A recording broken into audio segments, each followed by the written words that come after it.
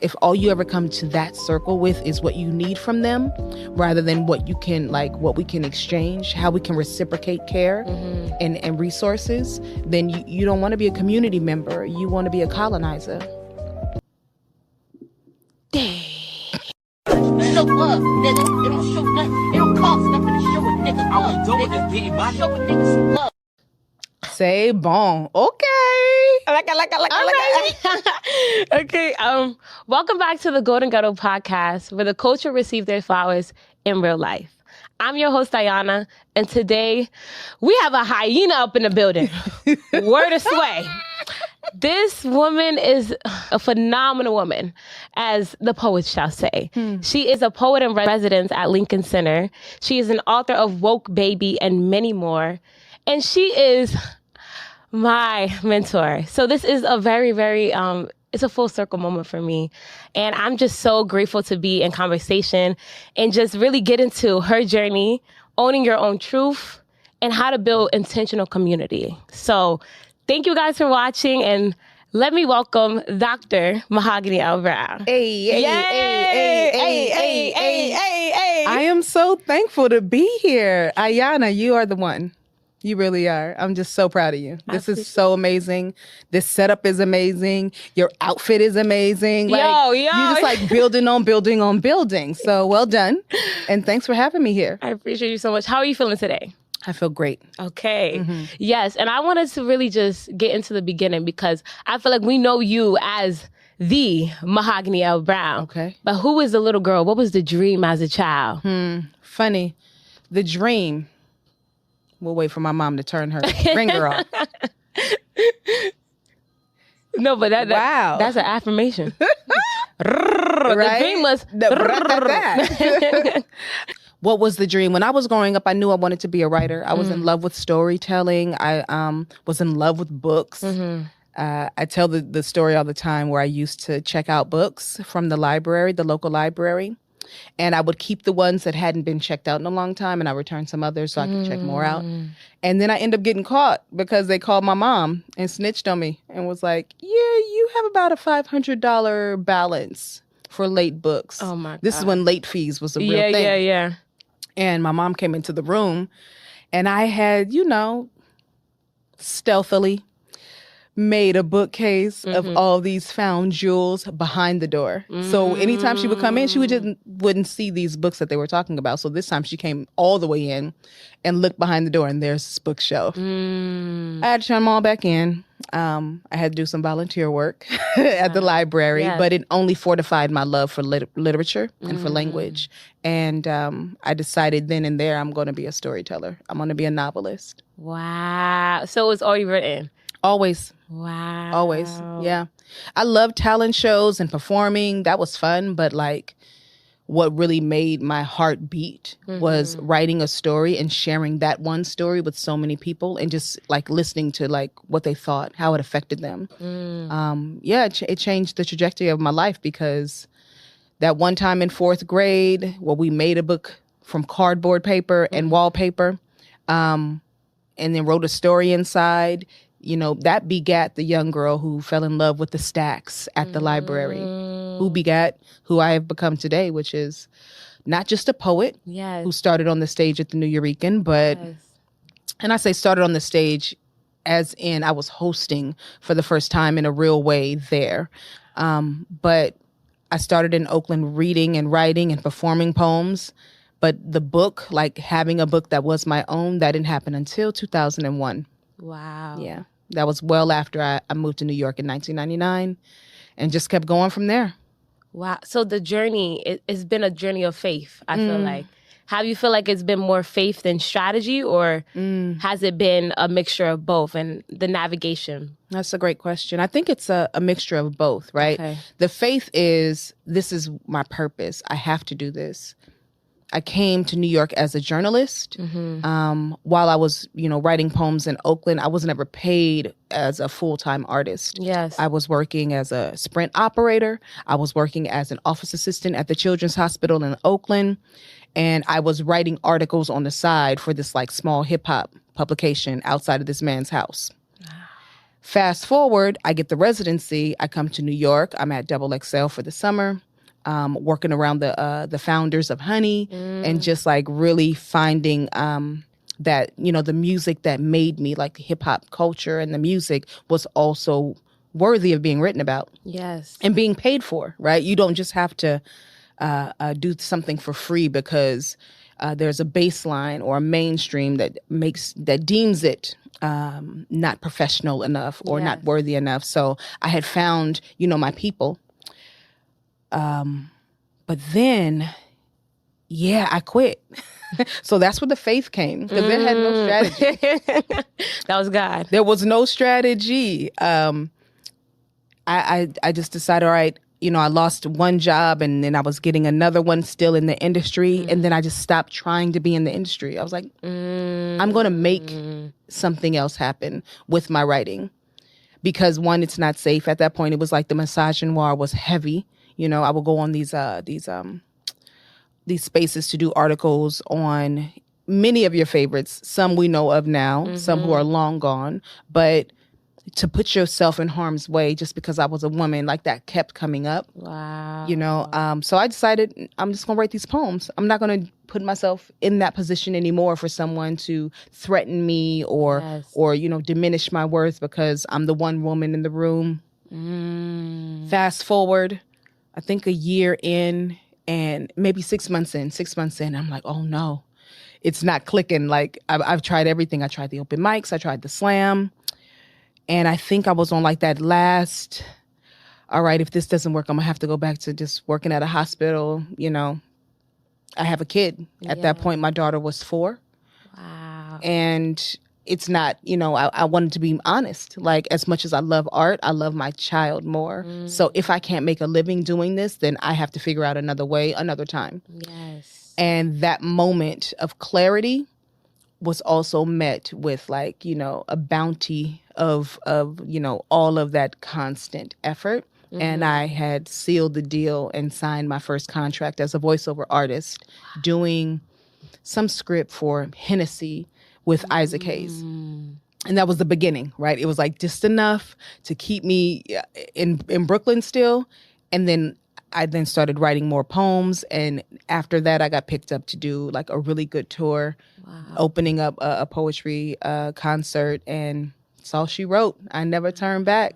So a little bit of strategy, but a lot of faith. Wow. A lot of faith. And once it was in, you know, it was in motion, I had to like mindfully put myself in places where, all right, I know what's at stake. You know, I've walked across the bridge before because someone didn't pay me for a poetry set.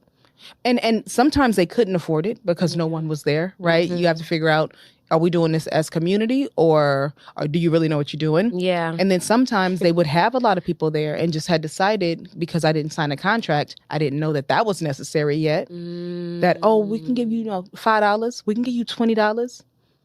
So you have those moments where you're like, okay, this is lovely, but at what cost? At what cost am I going to do this? And the strategy then became, how do I create more spaces for this to be seen as an actual living, as an actual occupation, rather than just a hobby?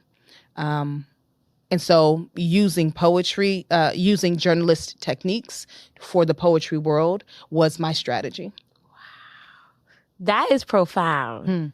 And I'm so proud of you because it's very inspiring to me, because I think like being young and trying to navigate coming into the industry, and you experience things like that, like, you know, people not giving you a seat at the table because they don't feel like you're worthy of it. They don't see it in you. And it's a lot of just, I'm at a stage now where I'm like, okay, I want to be able to build my own. And I think that the table's going to speak for itself. So what advice would you give to like a poet or just an artist coming in, trying to navigate in this industry, and like lessons that you feel like you needed to learn coming in? Lessons you need to learn as a poet coming in. I would definitely say you need to learn how to be a part of community. We have a lot of folks who think the word community, but they're actually perpetuating networking. right? So you need to be mindful of who you're in community with. Folks believe that, oh, I said bop, bop, bop, and so, I stand on business. You can stand on business all you want, but we're not going to get free that way. Yeah. And poetry is not just a transactional right method of making a living, of talking to the community, of talking to the politicians, of talking about what's happening right now in current events. It is a tool for the people. Yes. And if we're talking about liberation, we're also talking about paying dues. Yes. Have you mentored someone, or have you just asked for a mentor? Ooh. Right? How does that show up for you? Are you taking care of your mentors, right? How do you show up for the folks who showed up for you, right? Yes. So I would say, one, really think about the ecosystem that you want to be a part of and how you can strengthen that community, not just feed off of it. I think community is being thrown around. The word community You mean networking? Right? You're like, y'all mean networking. Come on. Yes. Like, let's be real. Yeah. Let's be real. Yeah. So, but I think people don't really know what real community looks like. Yes. So I want to know, let's get into it. What is real community? What does that look like? I think it starts small, right? Okay. It can be babysitting. It can be editing poems. It can be bartering. If you braid my hair, I will edit your book. If you can help me watch my kids or watch my pets, right? Yes. I will help you figure out what you're going to wear for the next couple of weeks because I'm trying to be a fashion style, whatever it is. The barter system is absolutely on the table. I think if we just look at what the Black Panther Party did, right? Like they showed us how to organize in smaller spaces so that your actual community, your neighbors, the kids in your neighborhood, the elders in your neighborhood can also see the effects of our everyday, handlings of each other. Yes. So start small. Think of the ecosystem.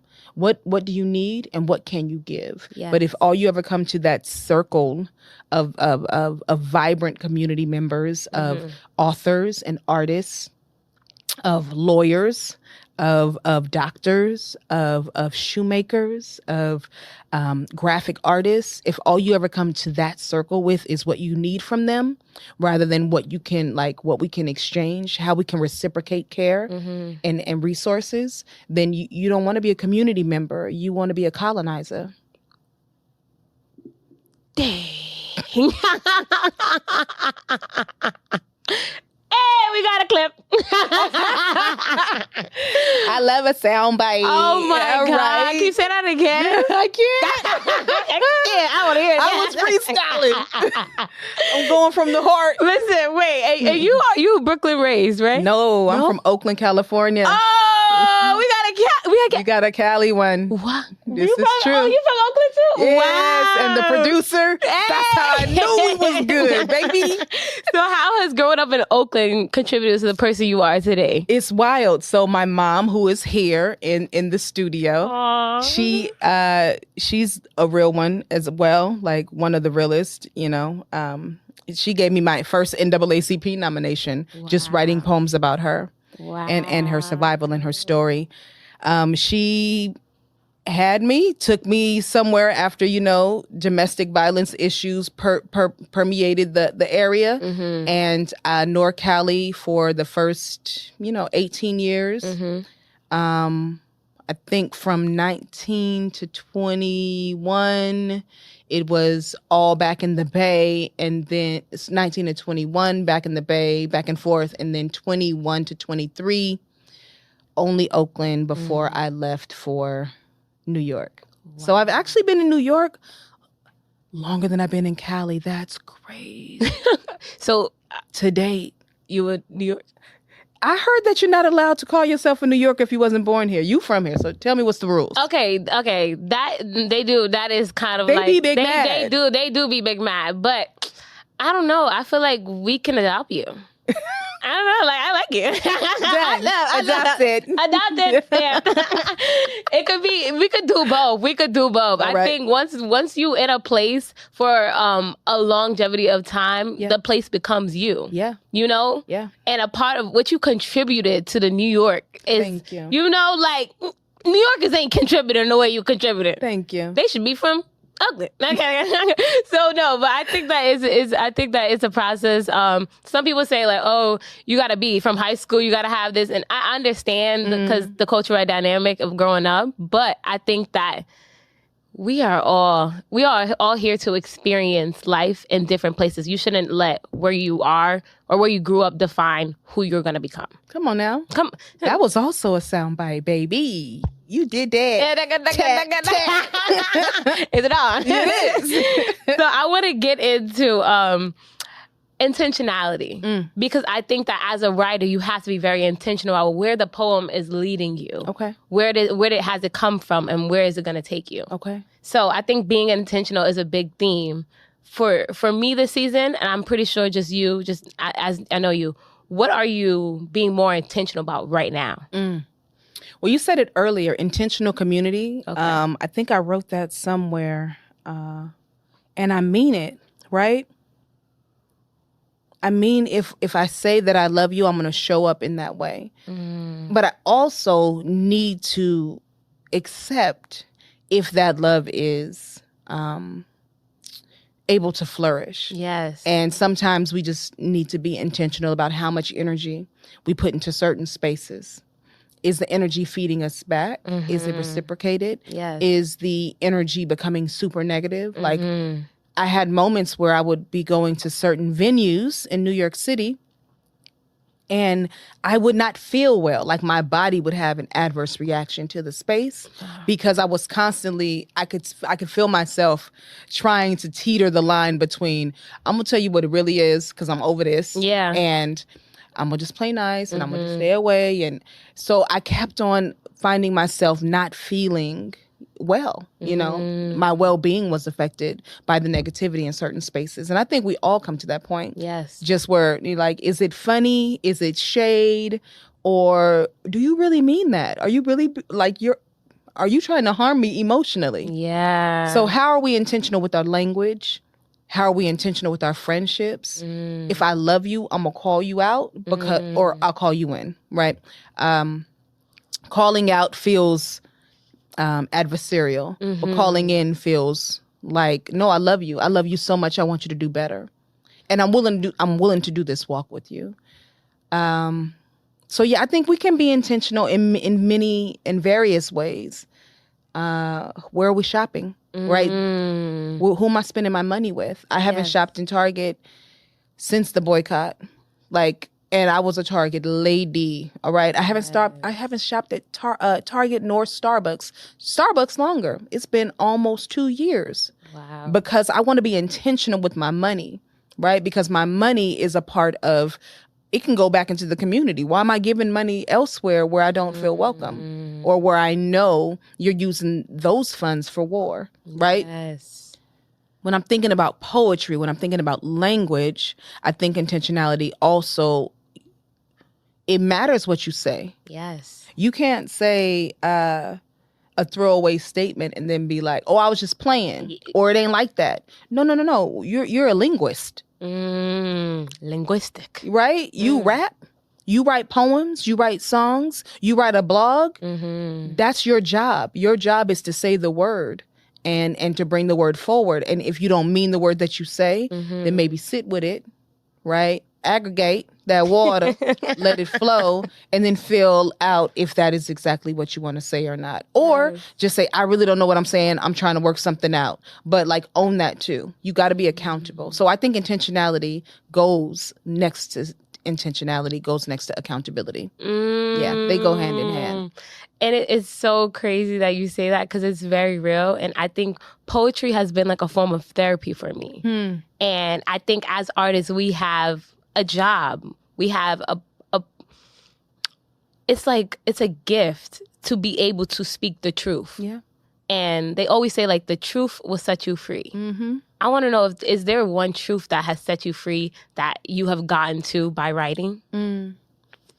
I love that you said that you look at poetry as therapy. Yeah. And I just want to challenge you to consider if you're looking at poetry as a therapeutic tool, because therapy is therapy, right? Yeah. And I think we've conflated the way we conflate community with network. We've conflated therapy and mental health wellness options with like writing. And I think there's like several steps.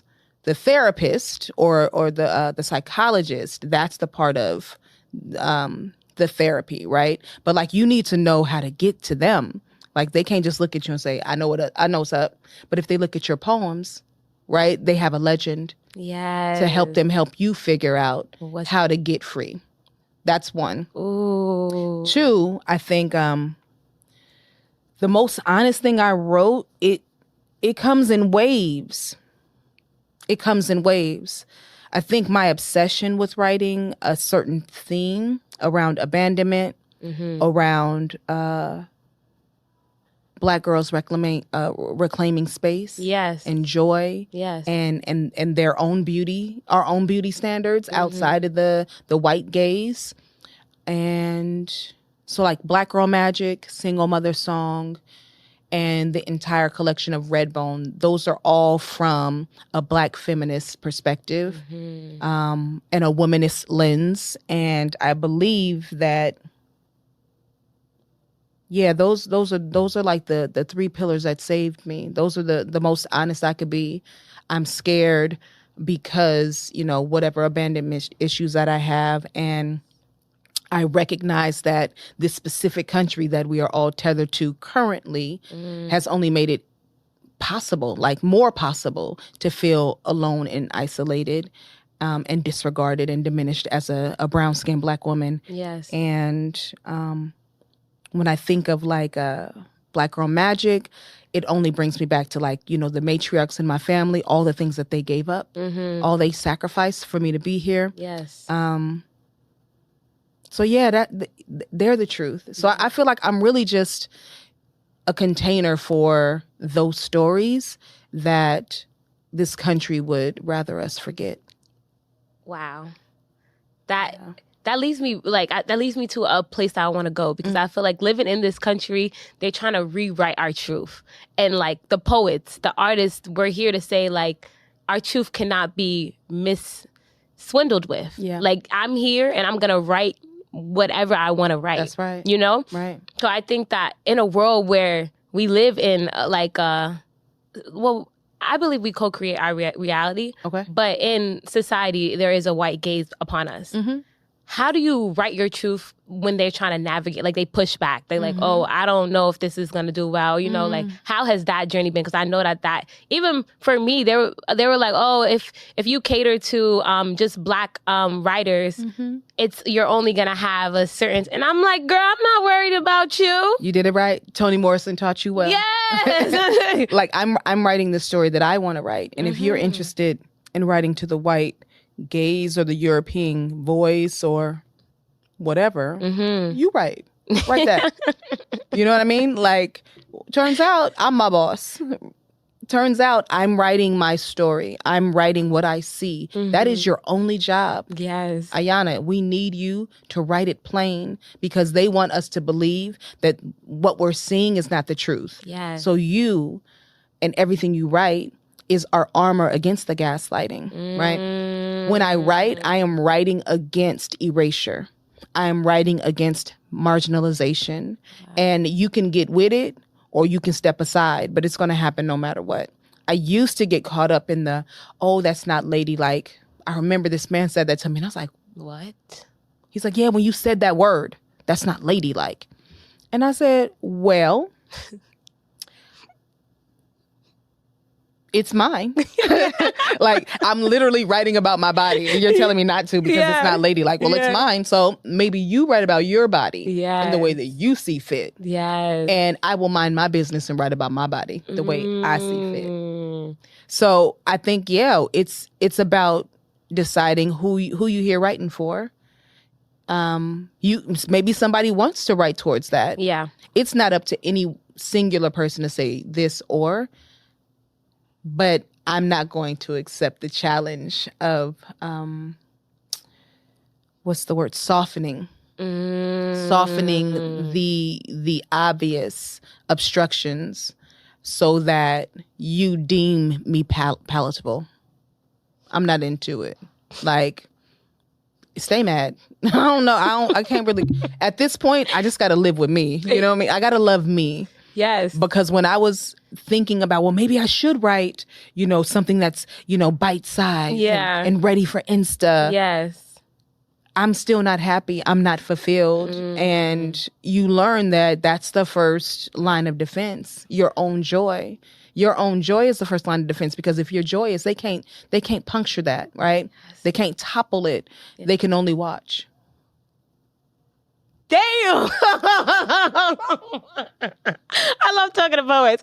I really do love talking about this. Poets go. Yo, poets are like you. They are the sweetness. You guys are the honey. No lie. The honey, the bee. Like, when you really need a conversationalist, you have to go to the poets, okay? Yeah. Oh, my God. Do it. Go to the poets. The poets will take you. I promise. The poets will set you free. This is the honey. Yes, this is the honey and the bees. Yes. Okay? But I want to say, because I think as a writer, I experienced moments where I looked for outside validation to deem my work as worthy. And I think that's a whole journey within itself, because it's like, okay, I'm done with this poem and I'm reading it and I'm trying to put on my poet voice and it doesn't sound authentic to me. Yeah. Or I'm trying to just like see, where does this belong? So it's like, how have you found validation in your own work so that you didn't need to look outside? Or how is that process, your journey with validating as a writer? I think, let me talk about the journey. Okay. Because I think the journey will reveal the process. Ooh. So the journey is, I started in slam. Yes. As like a performance poet. It was like, that was like the largest part of my, burgeoning roots. Yes. When I was beginning, the slam was the workshop space. Mm-hmm. It was the dual space. Mm-hmm. It was everything. Yes. And it then at one point I had to fall out of love with it because it had so much weight. That score that I would be given from a random person, which is great. Like I love the the faculties of it. Yes. But if they didn't like my poem, they could like break my heart, right? And then I had to like fall out of love with that to like realize, no. This is just a workshop space. Yes. This is not the end all be all. The score does not determine your value. So now what? Mm-hmm. I return to it knowing I'm only using this to sharpen the sword. Mm-hmm. I want to talk to all these different walks of life. You don't have the same kind of makeup of a crowd at a slam that you have it at open mic. Because some open mics are like, this is a punk open mic, this punk rock, or this is, all queer, or this is all Black voices, or this is only women. Like you have those very, specific groups that can have, the open mic space.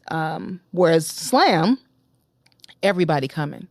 And you never know who's going to be in the audience. It can be, a rapper that started, a very amazing sector of hip hop. Yes. It can be somebody who's running commercials. It can be a kid from NYU, Columbia, Barnard. You never know. Yes. How do you talk to each one of those folks from different walks of life at different points in their life with the same poem?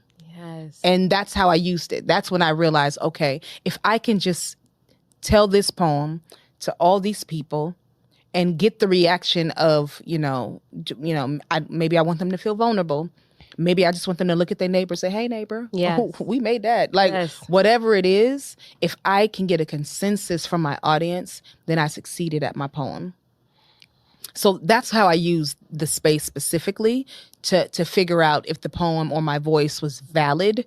But otherwise, I feel like when you write, you won. When you write the poem, when you write the hard thing, word to Kaveh Khanum, founder, Toy Derricat, write the hard poem. When you can do that, that means you are ready to not just name and see the dragon, but slay it. Yes. And no longer be a victim of, the shadows or fearing who you may be or may not be. You're no longer afraid of your own reflection. You're excited to just shine. Wow. Yeah. And I think poetry leads you to different aspects of yourself because it really is a mirror. Where did it lead you? It led me to reflect the darkest version of myself so I can transmute it into the lightest. Like it led me to my shadow, and then it led me to my higher self, and then it led me to my ego. I was playing ping pong with the 3. I was like, doo, doo, doo, doo. But at the end of it, it led me to finding my own voice and owning that, because I think I struggled with speaking growing up, speaking up for myself. And I had the words to say, but they were like stuck upon my throat chakra. Like it was a blockage within. And poetry allowed me to open up that blockage within. Yeah. And like really see all the words I never got to say. Right. Word to Fontobalo. Right. So I think that poetry has definitely been a tool in my healing journey. It was the first thing that... That's it. Yes. It was the first thing that allowed me to... I feel like I wrote my future self into existence with poetry. Because I allowed myself to... I gave grace to who I was, and it allowed me to write myself out of that period to get to who I am. Yes. And I want to say, I thank you so much, because community, like we were talking about intention in community, we're talking about mentorship. Sometimes it's hard. People are always asking for mentorship, and it's like, you don't really want to just go anywhere. You want to go where it feels right. Right. And from the first day I met you, I said, hey, this is my ghetto, okay? This is somebody that not only I admire, I inspire to be as great as you, you know? And you inspire me. Thank you. So thank you for that. Yes. And I think with writing, because I know writing is our tool, and it causes us to go to different places. But you touch on deep topics. And a part of sometimes your imagery is so real that it feels like a short film. Like I'm reading your stuff and I'm like, I'm imagining a movie as we speak. I love that. And so when you write and you like reveal some dark parts, how do you not let that get to you? Like what's that process, that self-care process in writing to not let you fathom in the darkness? Sorry, poet. I saw what you did there. Listen, I said that was nice. Thank you. How do you not get swallowed up by the hard stuff? Yeah. I had to learn, I think, the hard way. Like anyone else. You think you're ready. You wrote the poem and you're like, all right, I'm ready. Yes. And then you read the poem in public and you are weeping, you're sloppy, you're falling over. To which I always say, don't do the poem. I care more about your well-being, your humanity, than what that poem is going to make me feel. Yes. Right?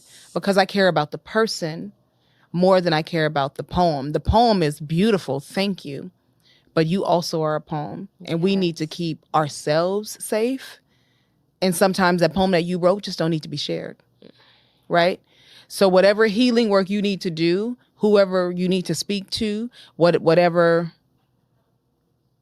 conferencing you need to have with your therapist or your pastor or your parents or your sibling or your tribe, do that.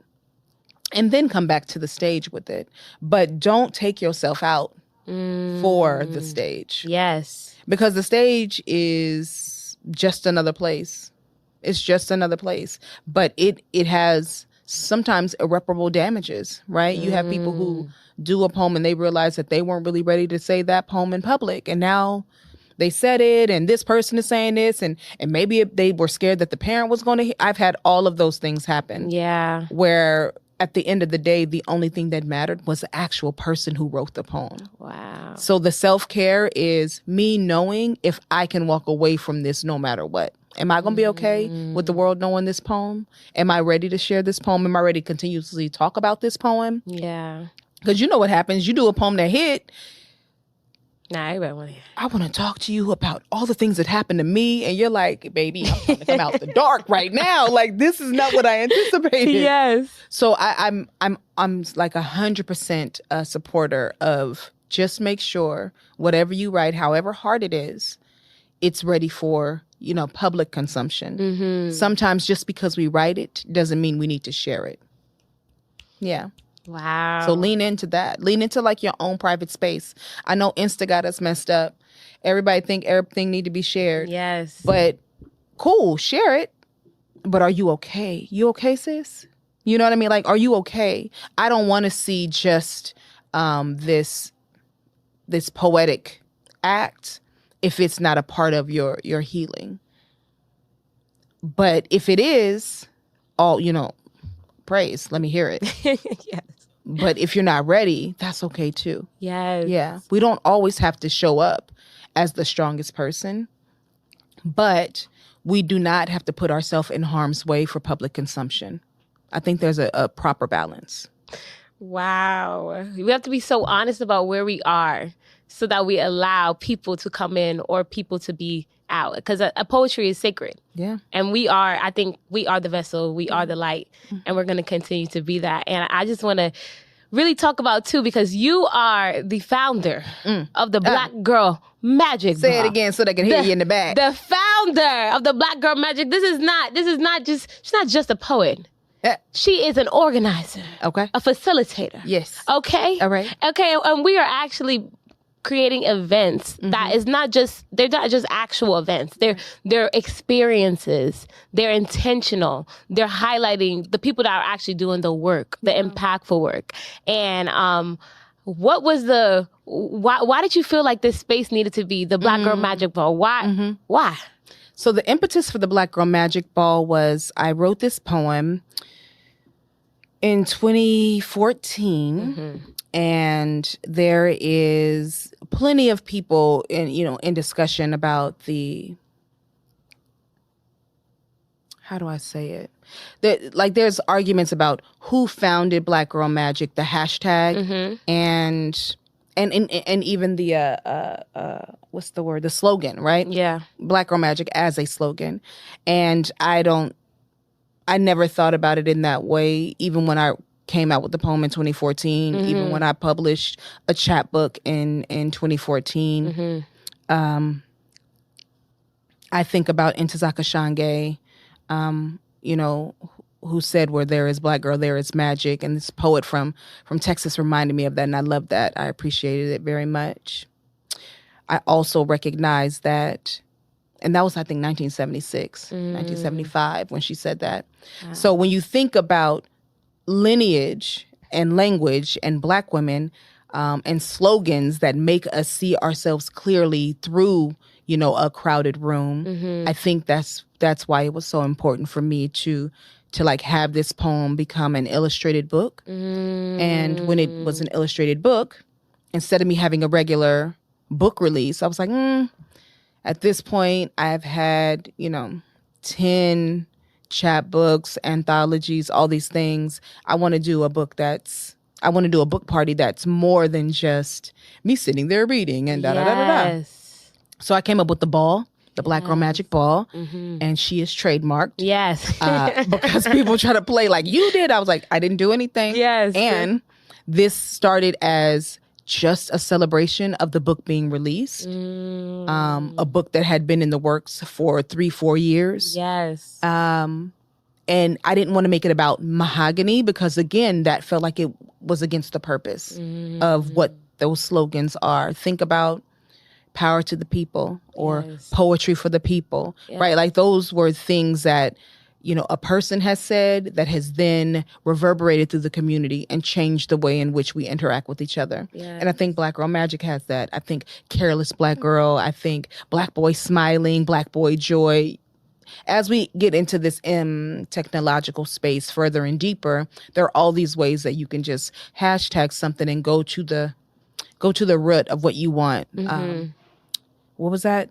I don't want to say. I know it's Black Boy Smiling was one of the hashtags, but the frolicking. Remember the frolicking trend? Which one was that? There was a frolicking trend where Black men would just hold the camera up, facing themselves, and run through a field, and always they'd end up like laughing, falling down, weeping with joy. Like they were like, "Oh, this is what a frolic feels like," right? And so I just love the idea of like thinking about how the sound of that call, that rallying cry, will make a girl feel no matter where she is. And that's what Black Girl Magic feels like to me. So the ball then became a lighthouse for those Black girls. And I didn't want to just celebrate the book, but I wanted to celebrate Black women in the community who remind me of my magic.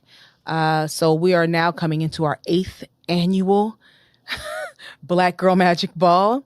It's our 2nd year at Lincoln Center, which is incredible. The biggest. Yo, I thought I was ready, baby. Turns out, me not ready. No, you're ready.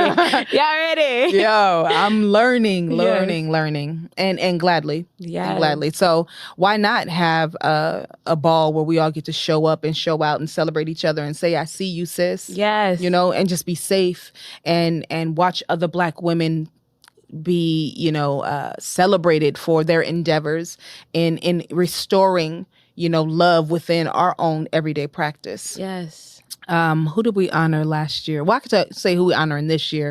And we've added a selection. So now we also honor one ally every year who make, who's making soft places for Black girls to land. We're not doing it on our own. We're aware. So this year, we're honoring ally Jason Reynolds. Yes. We're honoring pillar Nona Hendricks. Yes. We're honoring Black Girl Magic purveyors, so to speak. They keeping it real in the field always. Yes. We have Mary Caramel Holmes, the founder of Black Star Film Festival. Wow. We have Sade Lythcott, the CEO of National Black Theater and daughter of Dr. Barbara Ann Tears, who founded that space and made it possible for art to be present in Harlem in a real luxurious and beautiful way. I say luxurious because I walked through the building. I was like, this is nice. Yeah. Right? We got some nice stuff. Yo. Who else we got? Pascal Sablan, who is 315th architect, Black woman architect in the country. The fact that we're still counting tells you how few we are, right? Yes. And our final one, Mahogany, don't play, Rachel Cargill, mental health. She actually has one of the most, she's a bookstore owner, she's a writer, but she's also a mental health advocate and started therapy for Black women as an online resource and even raises funds to get free therapy sessions for Black women. I definitely seen her work. I think I tried to sign up. Got in an argument with her. I said, do it. I need that. Yes. I think that this is the People's Met Gala. Yes. This is. I love that. Yes. This is where we actually see the real work getting credit for. In real life, in real time. It honestly, I feel like you're doing God's work because there's not that many people that are actually giving the flowers back into the community, providing space where we get to not only be in community, but be in actual like communion with these mentors and just people. And from the first time I went to the Black Girl Magic Ball, I said, okay, like sometimes we try to make Black not coincide with luxury or poets like urban not coincide with being gold. And I'm trying to like bridge that gap. And I think you are doing an amazing job with letting us see what we look like when we are fully in the light of spirit, you know? So and when we're fully thriving amongst each other. Yes. What happens when you walk in the room of Black women who see you and compliment you? Like, you be on a trillion, right? Oh my God. I literally just wrote this piece called can I curse? No, girl. Okay, just making sure. No, yeah. The name of the piece is "You Ain't Killing That Shit Until a Black Woman Say So." Ooh. And it's just an essay about how Black women can see the minutia in your everydayness and bring like the glory to it. So you're reminded, no, you did that. Yes. I see you, you're here. You look amazing Yes. in the smallest ways. So when a Black woman says, okay, girl, all right, boots. Yes. Okay, yes. glasses. Yes. All right, what did I say when I came in here? All right, Bob. Yes, yay. I see you, Bob. Ooh, Bobby. All right, You did. All right, so where? Yes. I don't think nobody is topping a Black woman's hype. I'm sorry. You know? A Black woman in general. You can learn so much about how to give praise. Yes. If you just listen to a Sister Girl Circle. Yeah. You can learn so much. You can learn so much. Wow. Yeah, you learn about people's, like in that moment, you learn about how people see themselves. Yes. Right? And from then on, I someone say anything, My mom said, okay, I like that outfit. Yes. I'm walking through the day for the rest of the day, like Yeah. making sure everything is all right. So you can, I feel like I'm walking upright. Like Sister Sonia Sanchez would say, well, I'm walking upright. Yes. And that's not by chance. All right. That's the matriarchs who poured into me. That's God's work too. Yes. Yeah. Well, thank you. Thank you so much. Thank you. Because I think that you are not a pioneer by force. You're a pioneer by nature. You know, like this is, you know, when they really say this in you, not on you, that's really what it is. And I'm so grateful to be in community with you. I plan to show up better as a mentee because I do life be lifing. You be busy. Yeah, but not busy enough to tap in. Yeah, all good. So I think that we always home. Yes, we are. This is home, and the Black Girl Magic Ball. Come on with it. It's also home. Hey. So make sure you catch us. Yes. May 11th. I think we only have 30 tickets left to date, so I hope this goes out soon. Yes. Oh. And it's May 13th. It's Tuesday, May 13th. Tuesday, May 13th. And I will link all the information in the description below. But thank you guys for watching. Continue to tap in because we have a lot of people, Renaissance women. I think this is a place for creators of impact. So please just stay blessed and stay watching.